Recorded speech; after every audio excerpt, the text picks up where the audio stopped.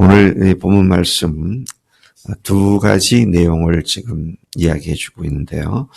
18절부터 21절까지에서는 신의 산에 강림하신 하나님께서 그 크신 위엄으로 나타나신 사실을 직접 자신들의 눈으로 본 이스라엘 백성들이 크게 두려웠던 사실을 언급해 주고 있습니다. 또 하나님께서 그들에게 모세를 중재자로 세우셨음을 또 말씀해 주고 계시고요. 그리고 22절부터 26절까지는 하나님께서 제단에 관한 법을 말씀해 주고 계신 것을 봅니다. 자, 18절로부터 다시 한 절 찾아보면 18절에 모든 이스라엘 백성들이 우레와 번개와 나팔 소리와 연기로 하나님께서 나타나셔서 모세에게 친히 말씀하시는 것을 그들이 직접 자신들의 눈으로 목격을 했죠. 특히 여기 보니까 연기 나는 산을 보았다. 그래서 이 말씀에서 네 가지가 나오는데요. 세 가지가 나오는데 우레, 번개, 그리고 연기. 성경에서 우레가 등장할 때 그것이 일반적으로 의미하는 바는 하나님의 정숙함, 하나님의 율법의 냉철함, 하나님의 음성. 그 우레 소리가 하나님의 음성을 나타내기도 하고 하나님의 율법을 나타내기도 하고 율법의 아주 냉엄함, 냉철함, 그리고 하나님이 얼마나 정숙하신 분이신가. 자, 이런 것을 나타내는 표현으로 우레 소리가 난 것을 성경 여러 곳에서 찾아볼 수 있고요.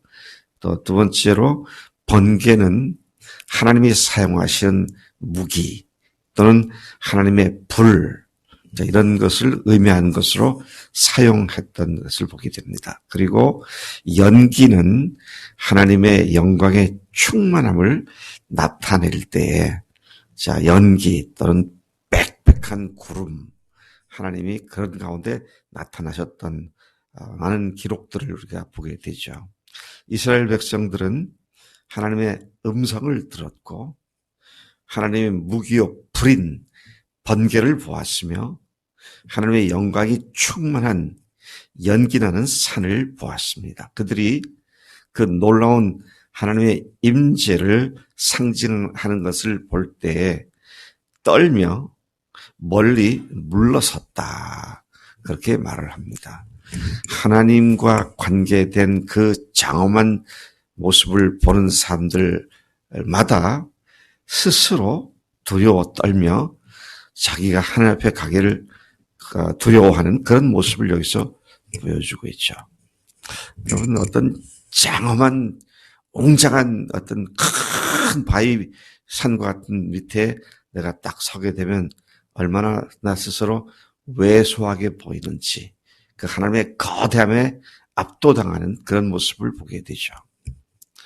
제가 아르헨티나의 이과수 폭포에 갔을 때 그 폭포가 물이 빨려서 밑으로 떨어지는 그 거대한 물구멍을 보았을 때 정말 두렵더라고요. 네, 물론 안전한 곳에서 그것을 지켜봤지만 그 어마어마한 굉음을 내며 쏟아져 내리는 폭포수를 보면서 얼마나 인간이 왜소한지, 하나님의 모습을 봤을 때는 어떤 자연 경관 때문에 압도당하는 것은 비교도 되지 않는. 그래서 우리가 하나님 앞에 서면 항상 겸손해질 수밖에 없습니다. 감히 하나님께 나갈 수가 없을 만큼 그런 존재인 것을 깨닫게 되죠. 그런데 되지도 못한 사람들이 마치 하나님을 다 안 것처럼. 근데 여러분, 언제나 하나님 앞에 서면 우리는 왜소하고 두렵고 떨릴 수밖에 없는 그런 존재들이다 라는 사실을 우리가 생각하지 않을 수 없습니다. 그래서 그들은 19절에 모세에게 요청을 하죠. 당신이 우리에게 말씀해 주십시오. 우리가 듣겠습니다. 하나님이 우리에게 말씀하지 말게 해주세요. 와, 그들은 멀리서 하나님께서 모세에게 말씀하시는 것을 봐도 이렇게 바짝 긴장하고 떨며 두려워했는데, 그렇게 해서 그들이 죽을까 두려워한다고, 그러면서 당신이 우리에게 말씀해 달라고, 하나님 우리에게 직접 말씀하게 하지 않게 해달라고 그렇게 요청을 하고 간구하죠. 하나님의 위엄을 본 백성들은 모세에게 자신들을 위한 중재자가 되어주기를 요청한 것입니다.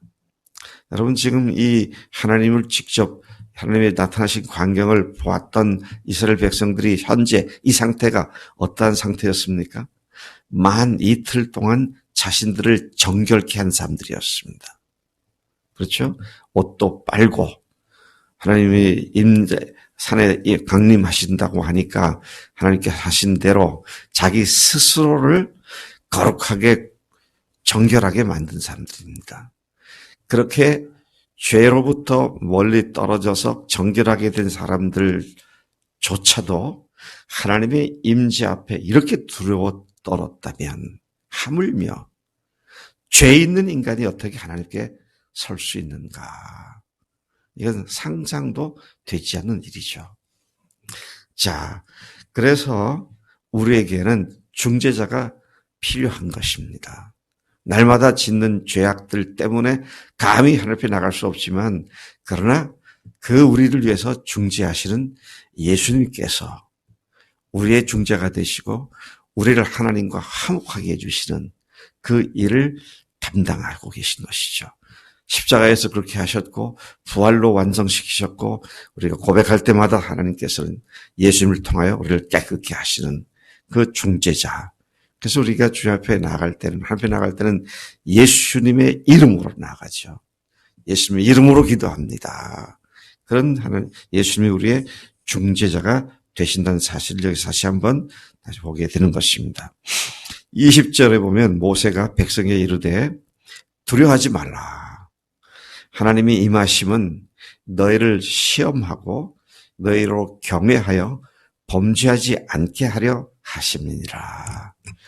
야, 하나님이 어떤 분인지를 알고 하나님의 임재가 결코 두려운 일이 아니라 우리에게 큰 복이라는 사실을 알았던 모세는 이스라엘 백성들과는 전혀 다른 시각에서 하나님의 임재를 기뻐하며 맞이하고 있는 모습을 보게 됩니다. 자, 그가 뭐라고 말하고 있습니까? 하나님이 임하시는 것은 너희를 시험하고 너희로 경외하여 범죄하지 않게 하려 하십니다. 이는 백성들이 하나님을 두려워하는지를 시험하는 것이 아닙니다. 하나님께서 임하셔서 시험한다 그랬는데 나를 두려워하나 안 하나 두고 보자 그런 것이 아니고, 뭐 시험하나 마나 두려워하죠. 근데 그 두려워하는 것이 진실성 있는 것인지를 시험한단 말입니다. 말로는 두려워한다고 하면서 하나님 앞에 못할 짓은 다 행하는 그런 거짓인지 아닌지를 하나님께서 시험을 통해서 증명해 보이겠다. 그런 의미를 담고 있는 말씀이기도 하죠. 오늘도 주님은 우리의 외적인 모습이나 형식에 관심을 두지 않으십니다. 네.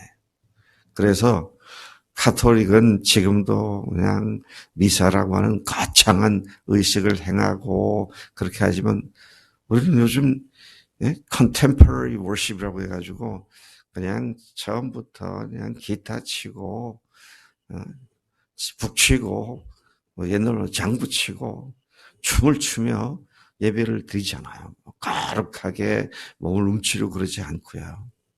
근데 그것조차도 또 자기들의 흥겨움을 위해서 찬양한다면 그것도 잘못이죠.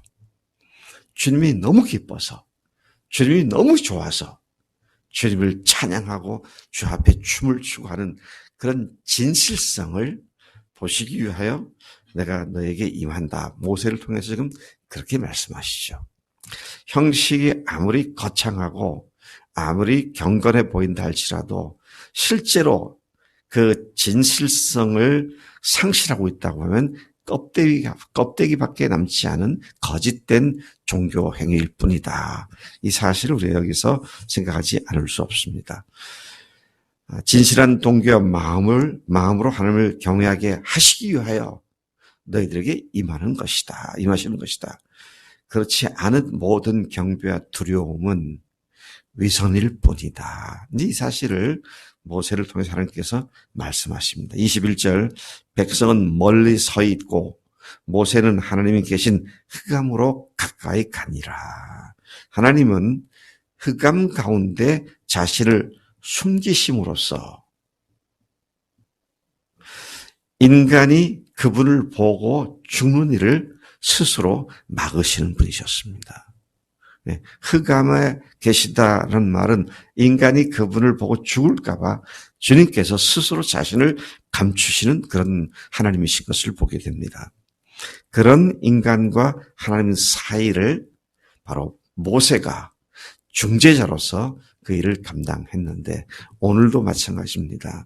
오늘도 우리 각자는 하나님 앞에 감히 가까이 나갈 수 없는 믿지 않는 죄인들을 그들이 볼 수 없는 하나님께로 우리가 가까이 나가서 그들을 하나님께 중재하는 일을 맡은 자들이 바로 우리 그리스도인인 줄로 믿습니다.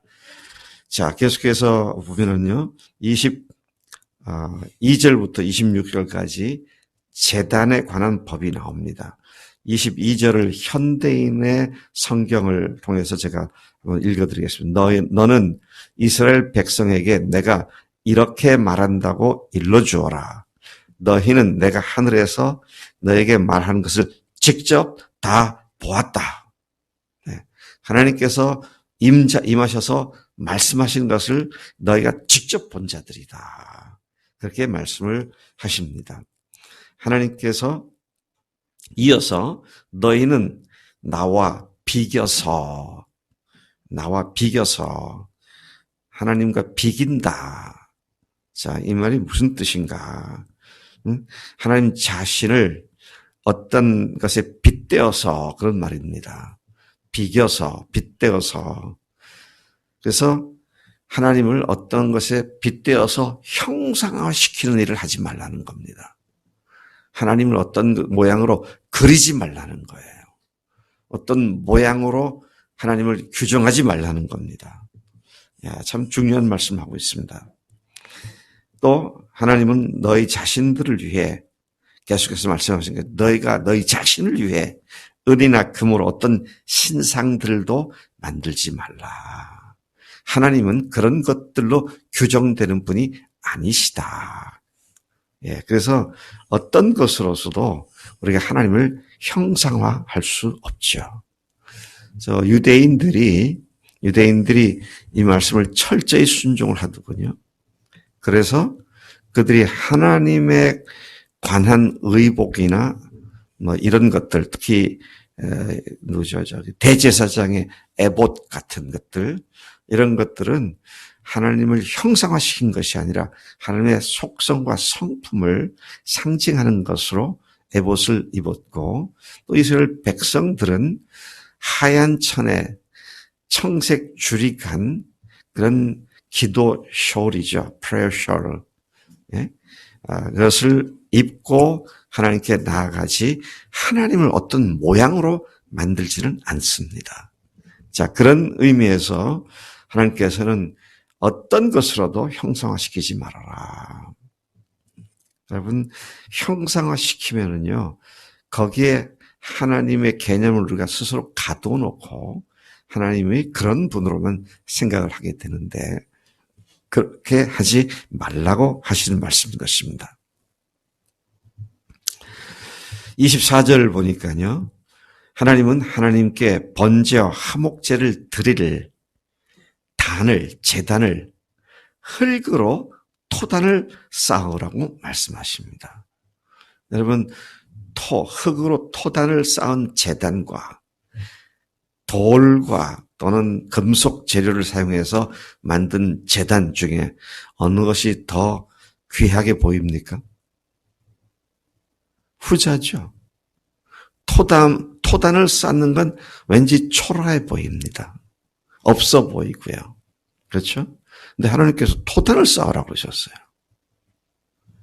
야, 참 하나님께서 철저히 이스라엘 사람들을 생각하시면서 하시는 말씀입니다.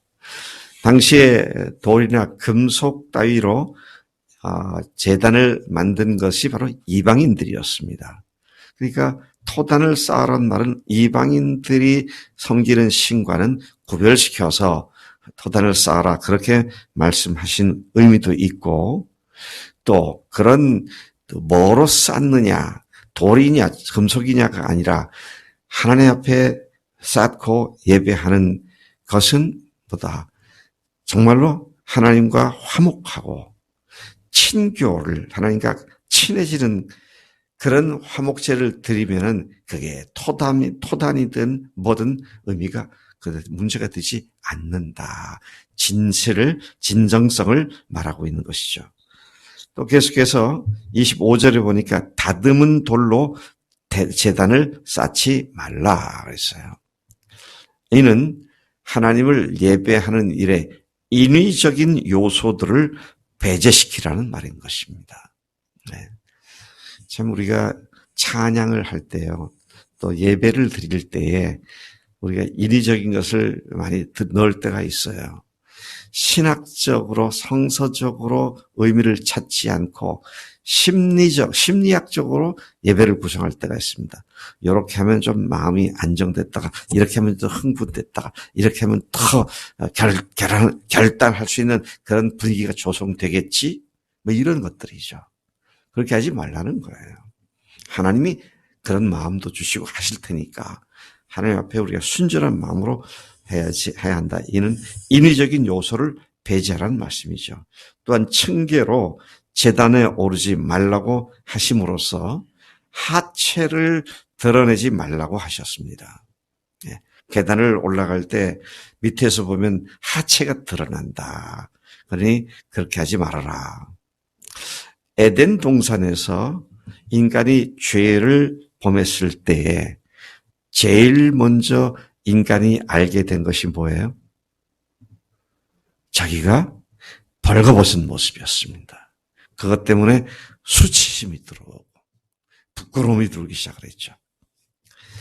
그들은 그 범죄로 말미암아 벌거벗은 모습을 알고 부끄러워했습니다. 벌거벗음은 뭡니까? 죄를 드러내는 것입니다. 하나님 앞에 나아가는 자가 죄를 드러내는 그런 마음을 가지고 나가서는 안 된다. 회개하는 마음으로, 깨끗한 마음으로 주 앞에 나가야 한다. 하나님께서는 이스라엘 백성들에게 이런 저런 모습으로 하나님이 어떤 분이시고 어떻게 하나님께 예배해야 하는지를 가르쳐 주신 것이죠. 우리에게는 대주제가 되시고 중재자가 되시는 예수님이 계십니다. 우리 주변에 믿지 않는 사람에게는 하나님께서 우리를 중재자로 삼으셨습니다. 하나님께서 우리를 통해서 주변 사람들이 하나님을 만나는 놀라운 역할을 감당하도록 오늘 이렇게 맡기신 줄로 믿습니다. 하나님 아버지 감사합니다. 이스라엘 백성들에게 친히 나타나셨을 때 그들이 두려워 떨며 멀리 서서 모세에게 중재자 역할을 요청했었는데 하나님 이미 우리에게 예수님이신 중재자 예수님을 보내주시고 우리를 위해 중재하시기 위해 당신의 목숨을 버리셨고 또 그 중재의 완성이 부활로 온전하게 되었음을 감사합니다. 늘 주님의 이름으로 아버지 하나님께 나아가고 예수님의 이름으로 하나님과 화목한 매일의 삶이 되도록 우리를 붙잡아 주신 줄로 믿습니다. 하나님 우리가 외양과 또 위선에 이르는 그런 예배가 아니라 늘 주님을 신령과 진정으로 예배하는 우리가 되도록 인도하신 줄로 믿습니다. 감사합니다. 오늘도 그렇게 살겠습니다. 예수님의 이름으로 기도를 쌉나이다. 아멘. 아멘.